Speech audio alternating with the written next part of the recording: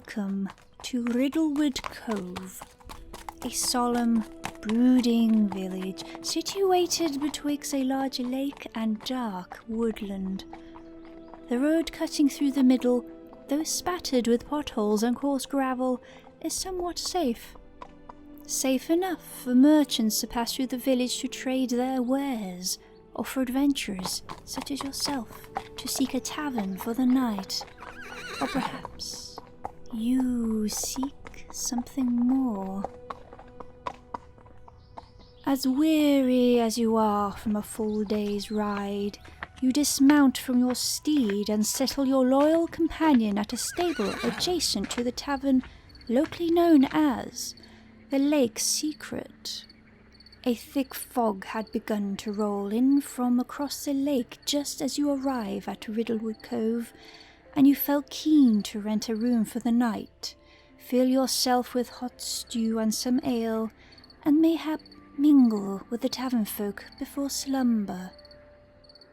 Sure enough, the fog thickens, weaving itself like a web around the buildings and visibly lapping at the windows. Thankfully, the Lake's Secret had a warm hearth, and the lamb stew served to you was freshly prepared, melting away any niggling nerves for the time being. The tavern master introduces himself as you rest your elbows on the bar. Robert Tallow is the name he gives you when asked. Stocky fellow, a head higher than you, in fact. You could say he had a kindly face, though the thick facial hair and eye patch would say otherwise at first glance. After brief small talk, Robert begins pointing out the regulars who spend time at the tavern during the long nights. Most of them the usual sort, locals, a couple of drunks, the minstrel now settling themselves in a corner to play their fiddle, his groupies who immediately station themselves in front of him, giggling, and then you blink as your eyes catch sight of an old crone at one of the tables at the other side of the room. Bent over and draped in old robes, you realize that she is staring. Robert follows your gaze and tuts. "Aye, that be Beatrice, an old resident of Riddlewood Cove, but full of mysteries. Keeps to herself, sometimes speaks with adventurers like you, but be warned, the ones that do go over to talk to her, they leave the next day, never to return." There is a dramatic pause before the tavern master claps a large hand on your shoulder and spills out a hearty laugh. "Oh, it but a jest, pardon your leg. Well, if you need anything else, give us an holler." His chuckles follow him as he moves to the other end of the bar to serve another customer, leaving you to your own thoughts. Curiosity catches you, and you find yourself glancing over to the old crone, but immediately avert your eyes over to the minstrel when it is clear that she is still staring intently. "No need to be shy." The crackly voice is clear as if spoken right at your ear, and your eyes peel themselves from the minstrel back at the crone, who is now offering a toothy grin and gesturing to the empty chair beside her. She had not moved an inch from her seat, and yet you swore the voice was so near. Narrowing your eyes, you try to glean some insight from this strange, elderly woman. No matter how carefully you study her, you simply cannot gauge her body language. The tavern master was toying with you earlier. Perhaps she is harmless and just wants your company. Shrugging off your worries, though making sure you have another drink ready, you head over to the crone, introduce yourself, and take the offered seat. Good. Very kind of you to give this old woman your company." She takes out a long wooden pipe from her sleeve and sets about preparing it to smoke, all the while keeping an eye on you. I've seen your sort before, adventurer. Though not a menacing tone, it is noticeably stressed on the last word. Quite often your sort make this tavern a resting stop for the night, and quite often they go off looking for the lake's secret. You find that your brow has already furrowed into a frown. The lake's secret was this tavern's name.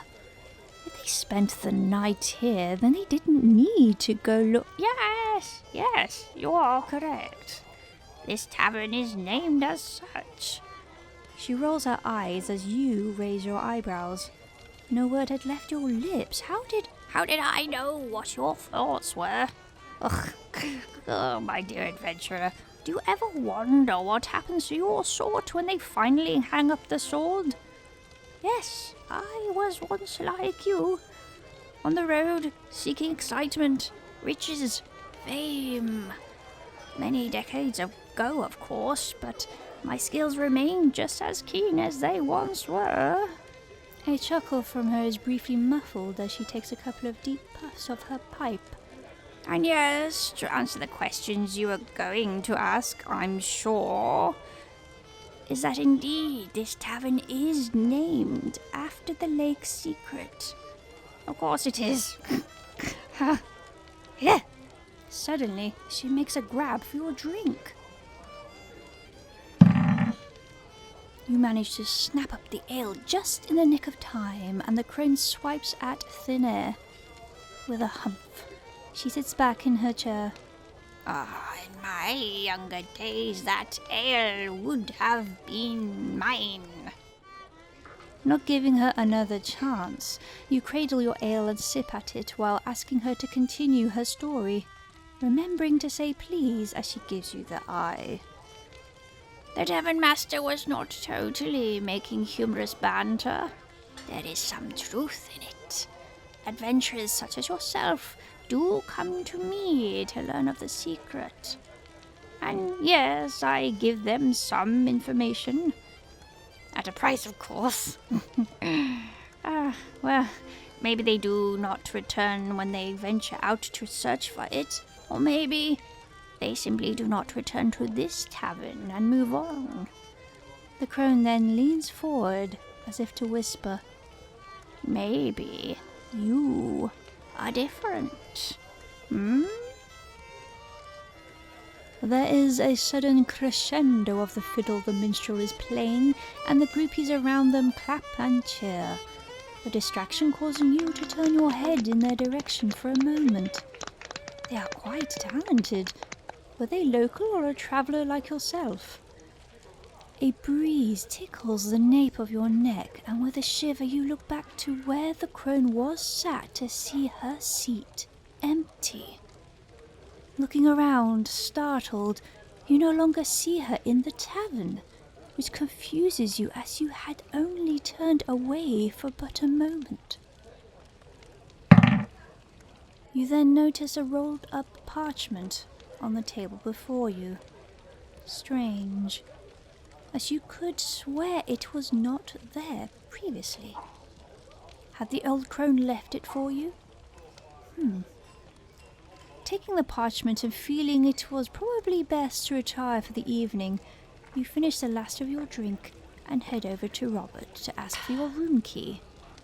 The tavern master does not dally and fetches your key, and you in turn hand over your coin to pay for the night, then head off to your room. The tavern was a simple establishment, and the rooms reflected this. A single bed, a desk, a side table, room to store your belongings, and a small window. As the key clicks the lock open and you enter, the moonlight beams down into the room, though with a soft dimming.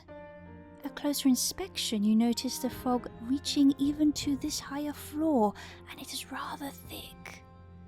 Putting it out of your mind, you close the raggedy curtain and light a candle at your bedside, locking your room door and release your feet from your travel boots. It was so wonderful to stretch out your toes and rolling your ankles as you seat yourself on your bed. You take a moment to loosen and stretch before taking out your night clothes from your backpack and hanging your sword and armor on the furniture dotted about. Finally, after pouring yourself some water from the bedside flagon and resting back into your bed, your eyes drift over to the mysterious parchment. You stare at it for a moment, trying to decide if it was wise to be taken in with the mystery the old crone tempted you with earlier.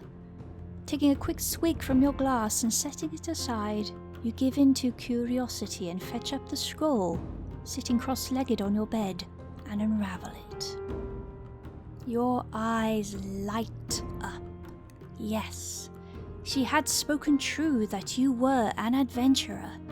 Maybe she saw it in your attire, or the experience in your eyes.